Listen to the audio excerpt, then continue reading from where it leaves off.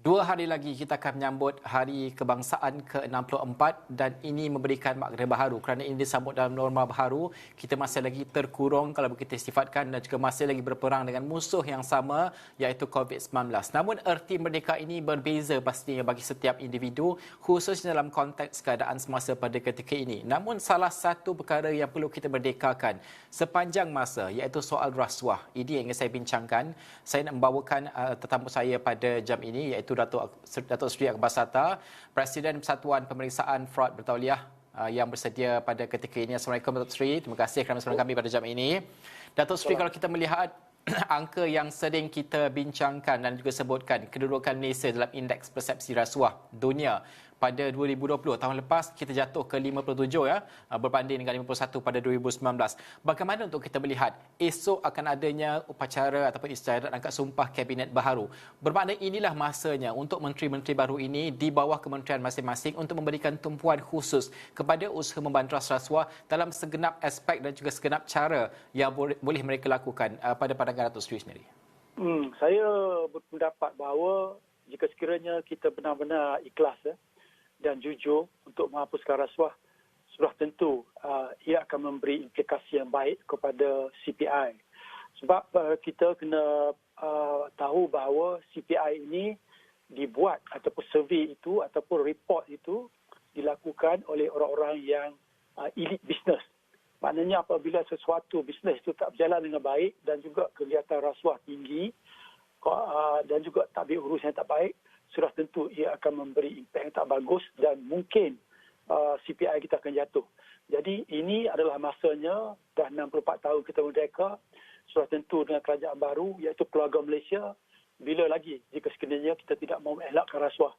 Maknanya pastikan juga kita sebagai legislatif ataupun Perdana Menteri dan sebagainya jangan terlibat dalam apa-apa perbicaraan, biar mahkamah yang menentukan sama ada seseorang itu yang dituduh itu ada kes atau tidak. Ini merupakan satu perkara yang paling yang hendak dilihat oleh rakyat, kerana rakyat ini sudah tentu setiap kerajaan sama ada di Afghanistan di mana dan sebagainya jatuh adalah disebabkan oleh rasuah. Jadi sudah sampai masanya untuk Perdana Menteri kita yang baru ini tunjuk contoh yang baik dan juga ahli-ahli politik YB hendaklah juga tunjuk contoh yang baik dan kekalkan standard YB kita itu supaya apabila kita melakukan sesuatu hendaklah kita laku secara yang diibaratkan sebagai intellectual honesty. Jadi kita walk the talk supaya setiap perkara yang kita lakukan adalah demi rakyat, bukan kepentingan sendirilah. Datuk Seri, bagaimana untuk kita mengambil langkah baru untuk mengukuhkan dan memperkuatkan lagi jabatan-jabatan penting kita seperti SPRM, Jabatan Peguam Negara dan sebagainya ke arah memastikan bahawa tidak ada campur tangan dalam urusan-urusan membanteras rasuah dan sebagainya? Yang pertama sudah tentu adalah lebih baik jika sekiranya kita lihat kembali ketiga-tiga jabatan yang besar ini iaitu Jabatan SPRM, Jabatan Peguam Negara dan juga Jabatan Audit Negara. Jadi mereka ini adalah sangat penting di dalam untuk menentukan tadbir urus sebuah negara dan juga untuk mengurang ketirisan dan rasuah. Dan kalau kita lihat kepada pelantikan ketiga-tiga ini selalunya ditentukan terutama sekali Ketua Pesuruhjaya SPRM dengan Peguam Negara dilantik walaupun oleh Agung tetapi dicadang oleh Perdana Menteri. Maknanya sesuatu berlaku jika sekiranya ketua-ketua tersebut ingin melakukan ataupun ada niat untuk melakukan sesuatu, sudah tentu ia akan diblok dan ia boleh dibuang begitu saja seperti yang telah berlaku beberapa tahun yang lalu. Jadi ini merupakan satu perkara yang sangat penting, tetapi walau bagaimanapun kita tidak boleh saja bergantung kepada kekuatan SPRM dan juga Jabatan Peguam Negara ataupun Auditor General. Tetapi peranan agensi-agensi kerajaan, pegawai kerajaan dan juga ahli-ahli politik adalah penting supaya kita jangan terlibat dalam rasuah.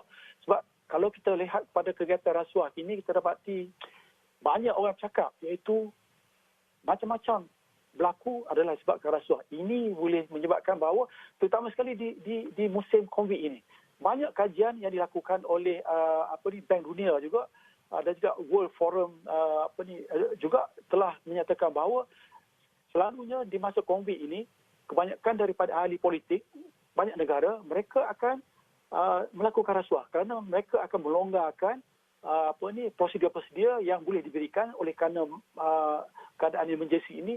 Jadi itu sebabkan bahawa kita telah pun membelanja lebih kurang 530 bilion oleh kerajaan dalam stimulus economic package.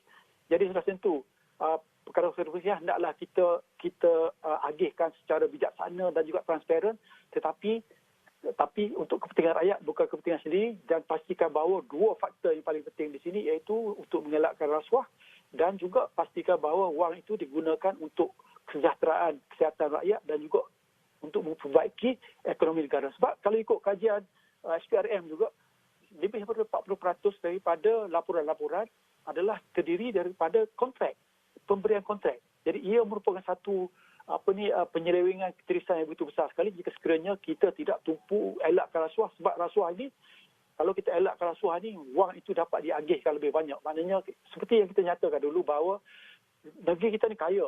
Kita kaya raya. Tetapi jika sekiranya kita ada pemimpin yang jujur, kalau duit itu digunakan dengan baik, cukup untuk kita. Cukup untuk semua, untuk kita bina, untuk masa depan rakyat dan juga pastikan bahawa kita walk the talk. Okey. Datuk Seri, itu paling penting merdekakan Malaysia daripada rasuah yang kita harapkan daripada kerajaan baharu, pihak berkuasa, kaki tangan kerajaan, malah sesiapa sahaja yang mempunyai jawatan juga kuasa penting untuk memastikan kita merdekakan Malaysia daripada rasuah dan sebagainya. Terima kasih Datuk Seri Akbar Sata, Presiden Persatuan Pemeriksaan Fraud Bertauliah, membincangkan tentang perkara tersebut.